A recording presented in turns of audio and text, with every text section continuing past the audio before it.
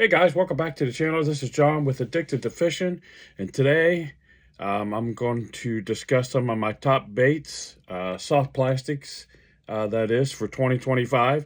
As we're winding down the year, I thought it'd be a great time to kind of sit down and discuss some of my top bait producers. And most of them I'm still catching fish on this time of the year. I'm going to go over these in no particular order.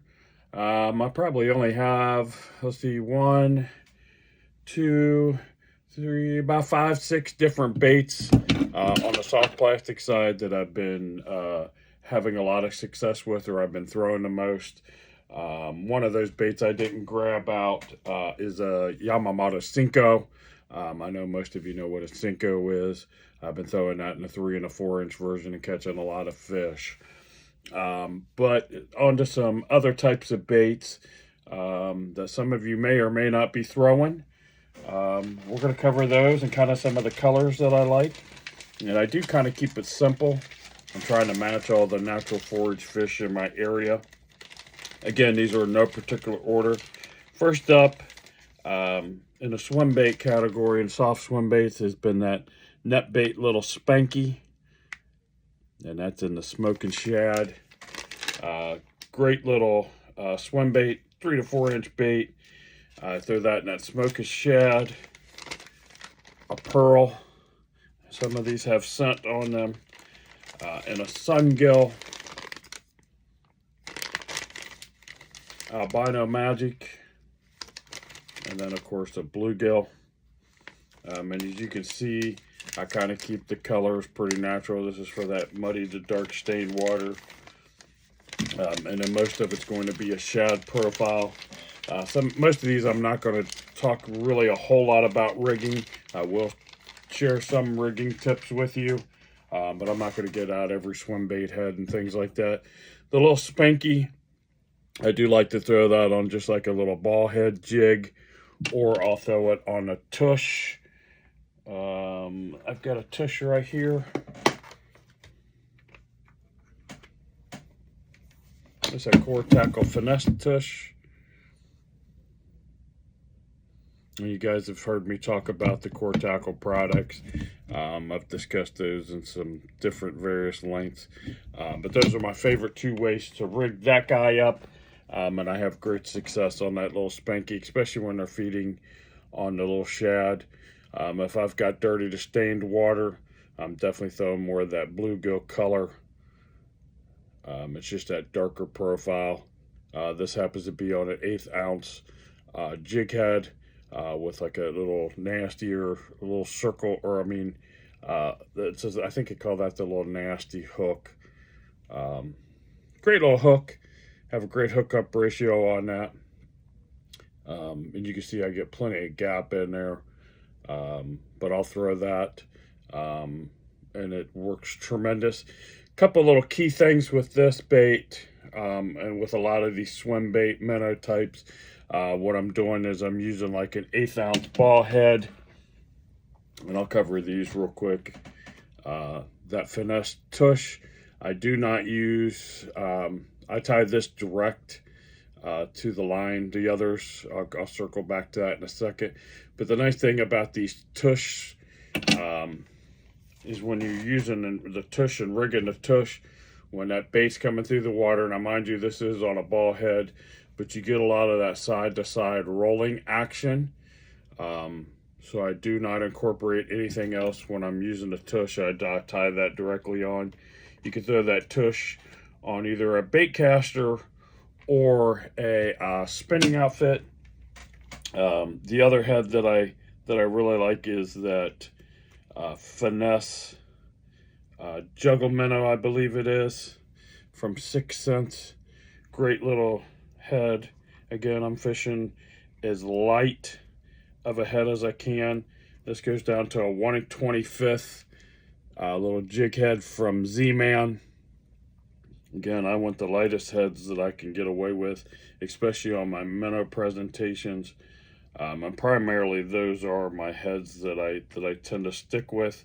I do keep a few other jig heads in a little jig head box.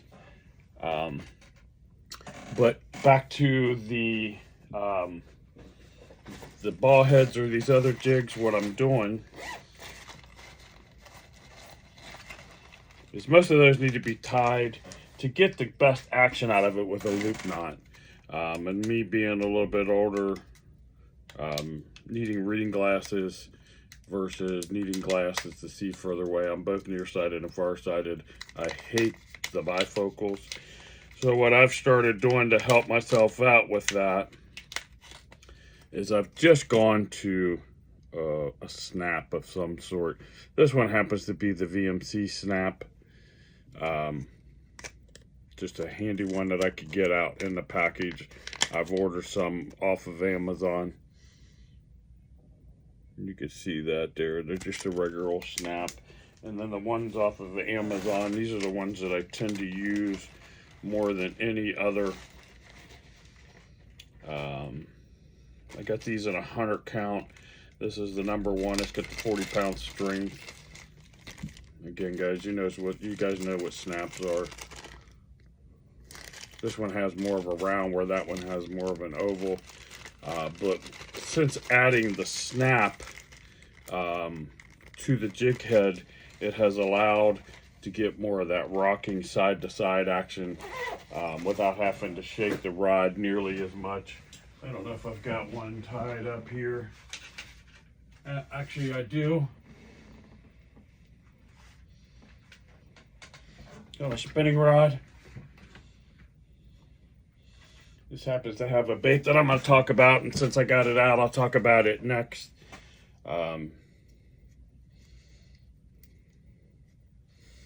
You can see this is on the Depth Sakamata shad. It's got that range roller jig head. As you see, I add that snap, and you can see that's more of that round end snap. And what that allows is a lot of free range in that jig to move back and forth on that snap, and it gives it a lot more action. Again, this is in the Depth Sakamata shad in the 4-inch. And that's the next bait I'll talk about. And there's two that are very similar. Actually, there's three that are very similar. One I might pick up or pull out. I may have one. Yeah, I do actually, and it's on its matched head. I'll start with that one. And this is on the sway head and what they call the sway minnow. This is by Boyd Duckett. That one works really, really well. And then the two that are very similar, and I didn't pull out all the colors that I have, but I try to keep them kind of similar too. And these are straight JDM. This is on that Sakamata shad. I forget what they call that color. I'd have to translate it back. But that works really, really well. And it has more of that fork tail, where that sway shad has like a regular drop tail to it, giving a little bit different action. And the other one is that Zoom Wing Fluke. Now, there is big difference between fishing a Sakamata shad and a Wing Fluke. They can do pretty much the same thing similarly, but the Sakamata shad kind of has more of that death spiral. When you cast it out, let it have a slack line. Fishing it on the smallest head you could possibly put it on. That head that I have is the range roller head. I have that pack right here. It's in the 1/0 3/64 of an ounce. I love that little light head. Again, I'm trying to use the lightest jig head that I possibly can to allow that minnow to do what it naturally is going to do. But these are very similar. The Sakamata shad's the craze that started it all, kind of in that minnow world. Zoom copied it, if you will, and came out with the Super Fluke or Super Salt Plus Wing Fluke. And most of my baits I try to keep in that 3, 4, maybe 5-inch tops. And I just think that those seem to do the best for me.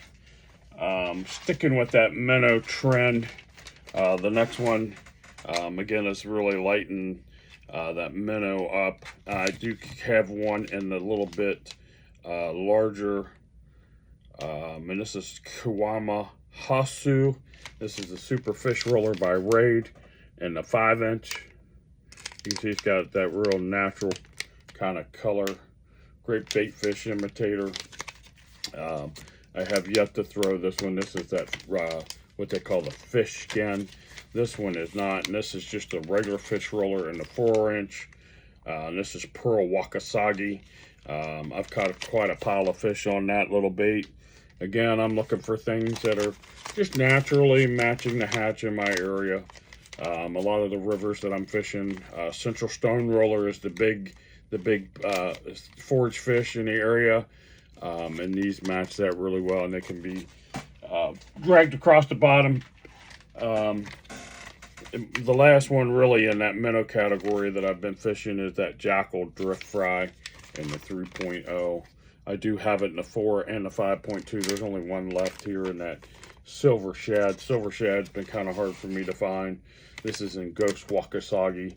Both of these have been great fish catchers for me this year.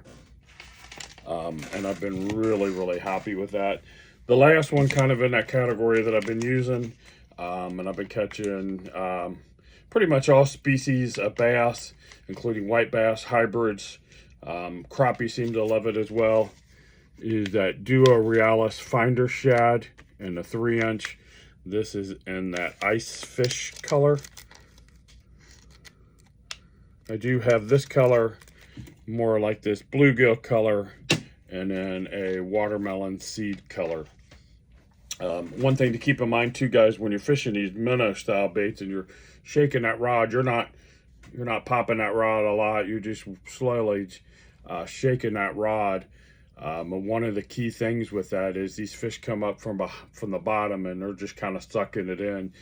So it's really important to watch your line for any type of deflection, and having great sensitivity. I use a 10-pound braid, 15-pound braid at tops. Places I'm fishing are pretty grassy, so I've stepped it up to an 8-pound leader, and I do have a really long leader. You can see there's quite a bit of leader, and that just helps me from having to retie quite as much. Plus that little longer leader, I think, has a little bit more shock to it. This is that Trilene Sensation. It's a great PE line. Again, typically just a 10-pound braided main line. And that pretty much covers, well, no, one more minnow style. I do apologize for that. Particularly in this, what they call the strobe shaker, the 3.3. This is 6 Senses Masterclass. I keep these pretty simple, all minnow colored. I think I have one already out of the package. It may not be the shaker, and I do not have a shaker out, but I do have the regular strobe minnow. You can see I'm throwing that on just a little ball head as well, throwing it out, shaking it ever so slightly. That Finder Shad, got one rigged up here on that little 1/25 of an ounce jig head. Works out great. Again, here's the Silver Shad and that Jackal.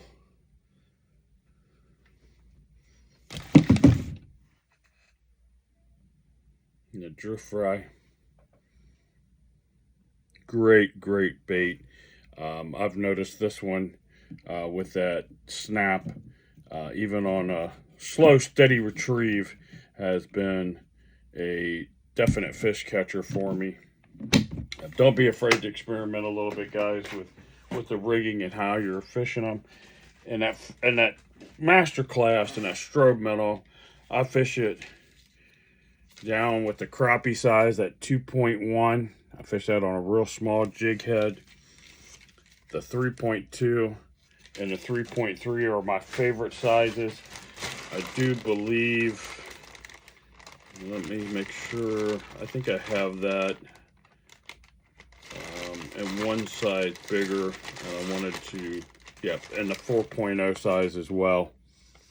Just wanted to quote the exact size.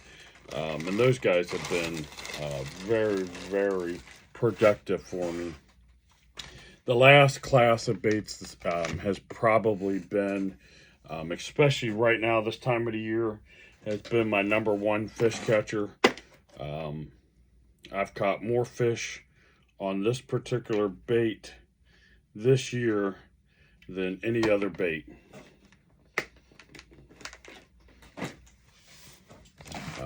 And there's 2 baits by this particular company. And I'm going to talk a little bit about how I rig it. And I think I just knocked one of the rigging pieces off and into the floor somewhere, and I probably won't be able to find that right away. I do apologize, guys. Had one out of the pack and ready to roll to show you guys. And like I said, I think I knocked it when I was trying to move some baits around. I knocked it into the floor, but that's okay. We'll get another one out. Let me find it real quick.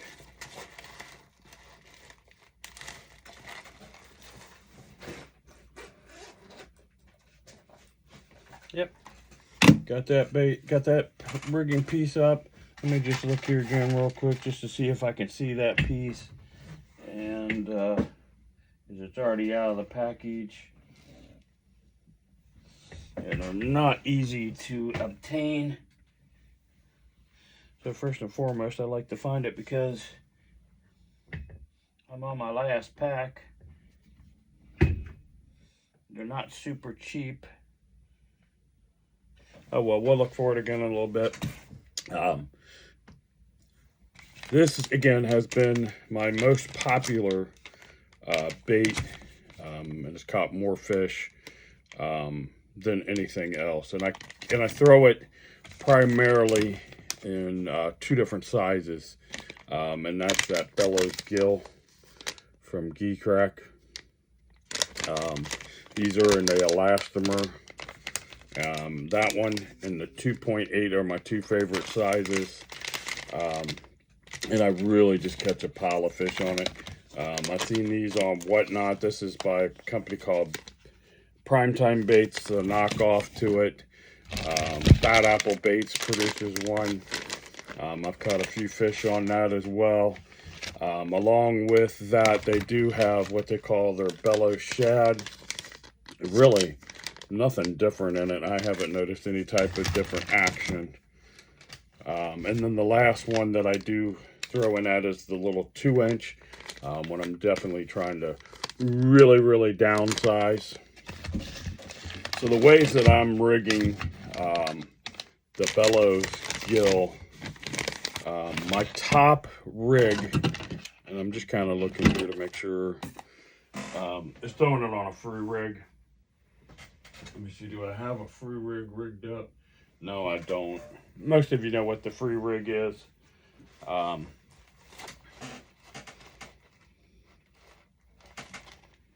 have, hold on guys, I do apologize.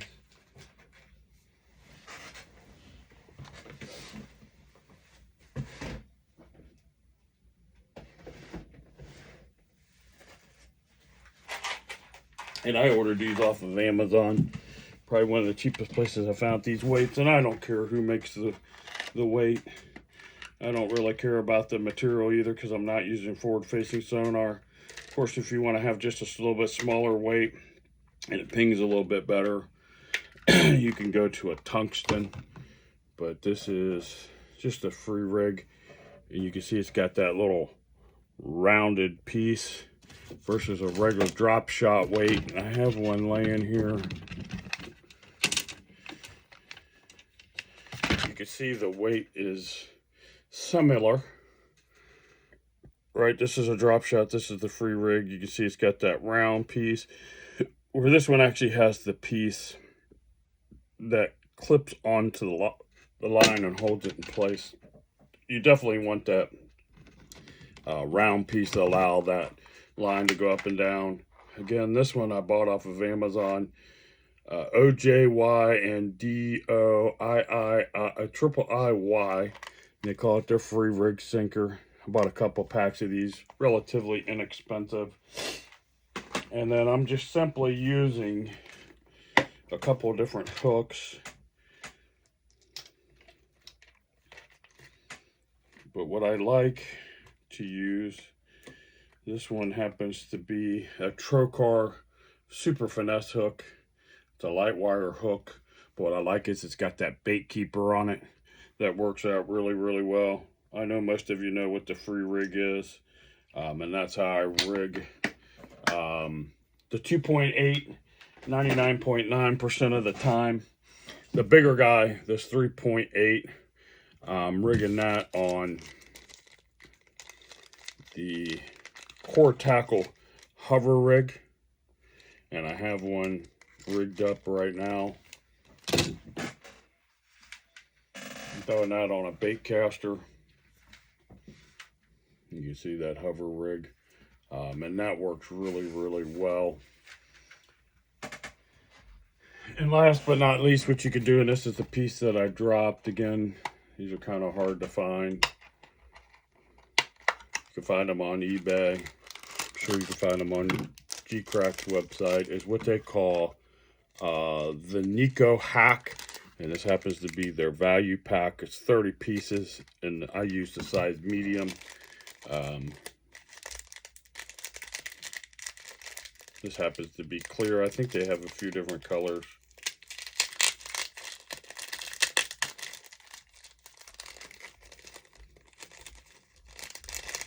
But what this allows you to do, and there's another bait by G-Crack that I use this pretty much 99% of the time on. Let's see if I can get one of these guys out of here. So with this Nico Hack, you can see it's just a little spike type piece, just a soft piece of plastic. Is when you're rigging the bellows gill, you come through the big meaty part. I come out right below it, and then you can see in the middle it's got this core piece. But what you can do is you can take this Nico Hack and push it through, and on these bigger ones I find it to be a little bit harder to do.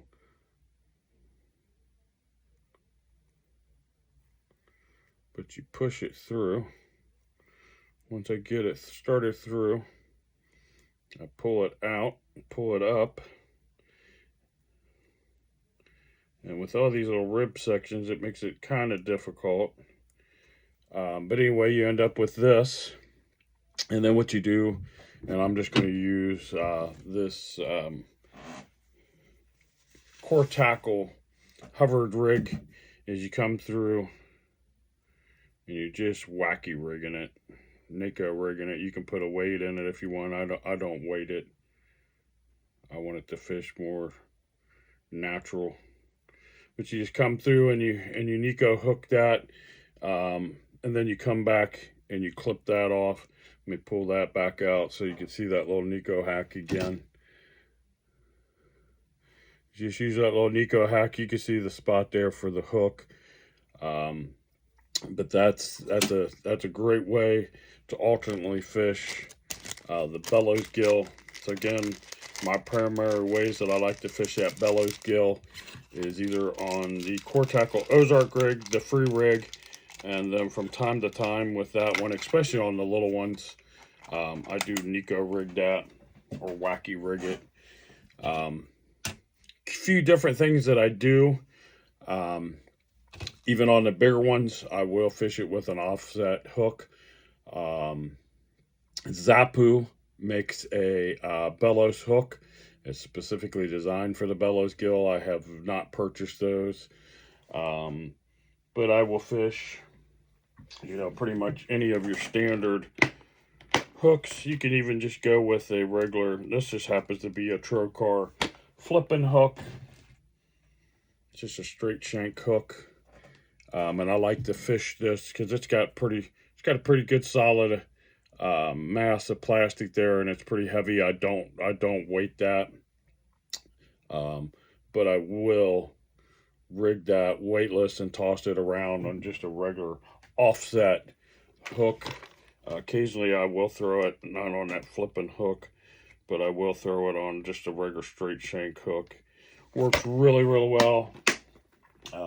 You could also use a hitchhiker and run a hitchhiker in through the top and nose hook it and kind of drag it through the water that way. The other thing that I'm doing, especially on that Ozark rig, instead of just casting it out and kind of hopping it around the bottom, as I throw it out and I kind of just swim it. And I'm getting this kind of action through the water. As that bait's coming through the water, it's just kind of undulating through the water. Especially around rocky areas. There's a couple places I fish that are pretty rocky.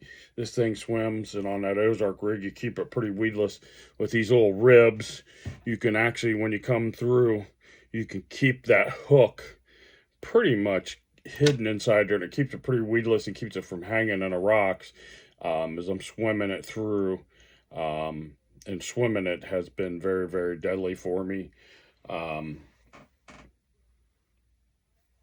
The other thing that you can do is you can throw this on the back of a chatterbait. Makes a great chatterbait trailer. It comes through and it's giving you a little bit bigger profile. I definitely love to throw this in the areas where a lot of my forage is bluegill, crappie, or other type of panfish. I think it's a great imitator for that. Again, this has probably been my #1 producing bait. Last week I went out to the pond, and I think I caught about 15, 16 bass in a couple hours I was out, and all but one came on that bellows gill. The other one happened to come on a Raid's fish roller. That bellows gill, the bellow shad, whatever. And I keep the colors pretty simple. I do keep a dark color for that muddy to stained water. This one's kind of hard to find. This is that Zapata gill. It was a Tackle Warehouse exclusive. But I keep them all pretty much shad color.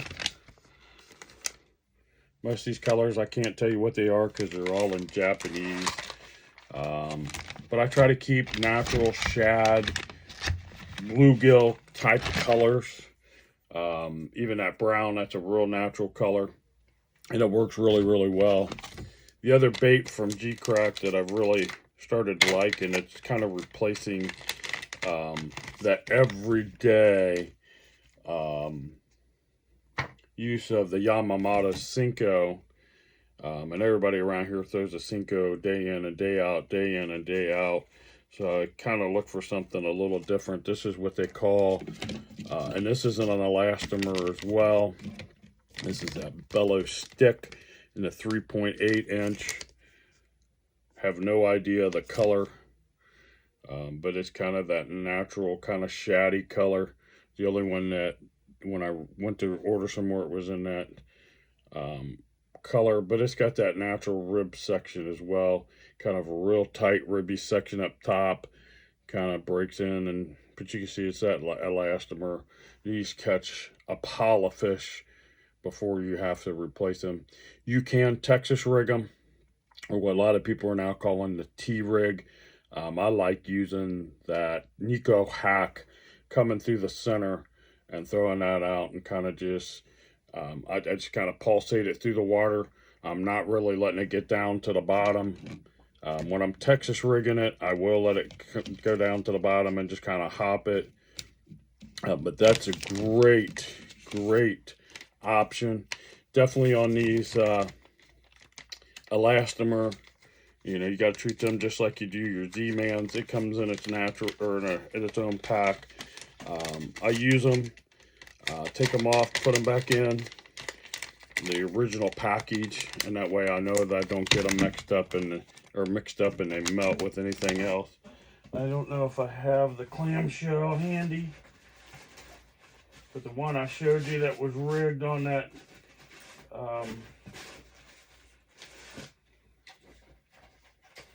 nope. But I do have this a smaller bellow out.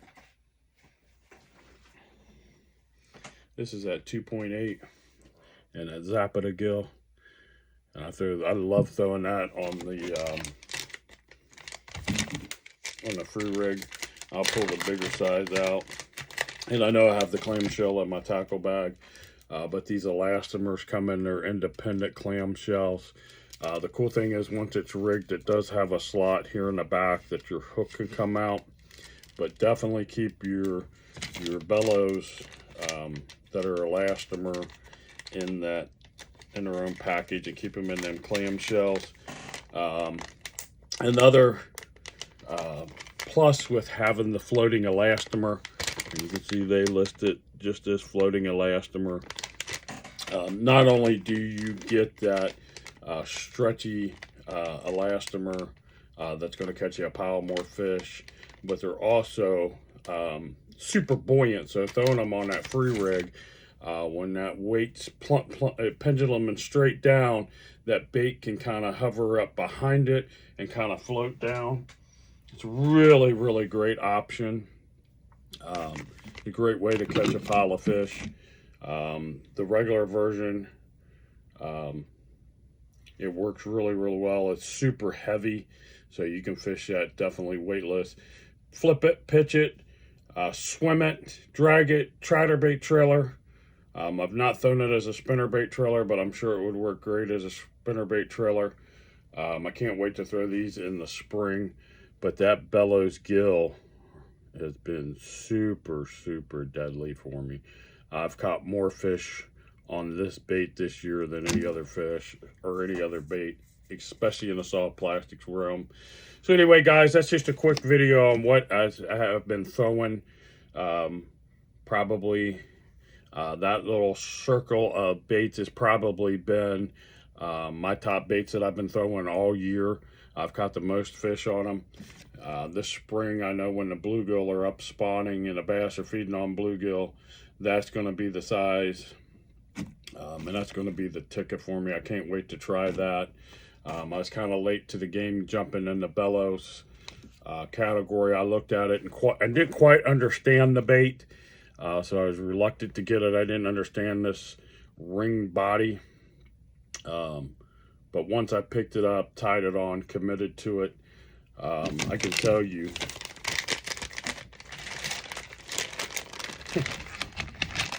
I mean, I have absolutely fallen in love with this bait. And I don't know if these are all my packs or not, but I have several. And they work really, really well.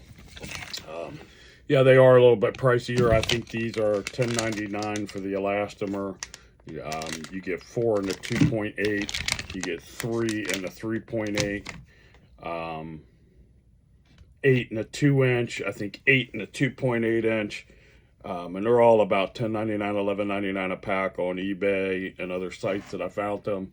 But I've picked up almost all of mine on Whatnot, and some of the sellers. I believe I got this pack of bellows gills off of there. And actually, it was the 2.8 size. I got those for $5.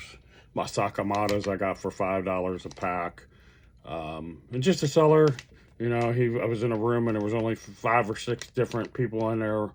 And nobody, I opened the bid at $5 and nobody bid against me. So it's a great way. I was buying them at half price.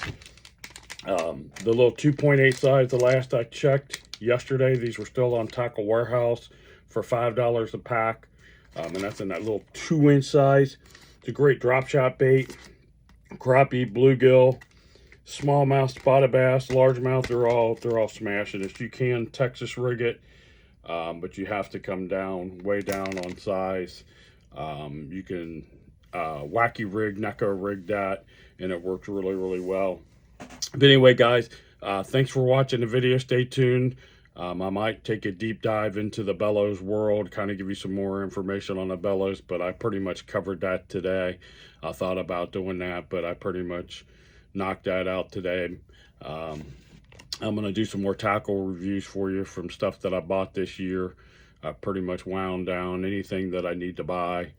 Right now, it's just replenishing stuff. I'm not really buying a whole lot of new tackle. But I'm going to do some gear reviews for you, stuff that I've used all year, tell you what I've liked about it, what I don't like about it, and we'll just keep trying to put out some videos. I do apologize for the inconsistency. We've had some health issues and some other stuff that's kind of kept me from making videos. I do this for fun. I'm not sponsored by any of these companies. G-Crack doesn't sponsor me. I go out and I buy all this stuff with my own money, and I'm just giving you the bottom line, point blank rigging and opinion on it. But I'm telling you guys, if you haven't fished that bellows gill and tried these other tricks to it, you can even fish it on a little ball head like this. One of the ones that pains me to kind of give you that little tip. Again, you can throw it on the little hover rig. That's great for this little one. And swimming them is, especially this little size here, I swim this one a lot. It's very, very deadly. This time of the year, a lot of my bait fish are this size. So even picking up this little head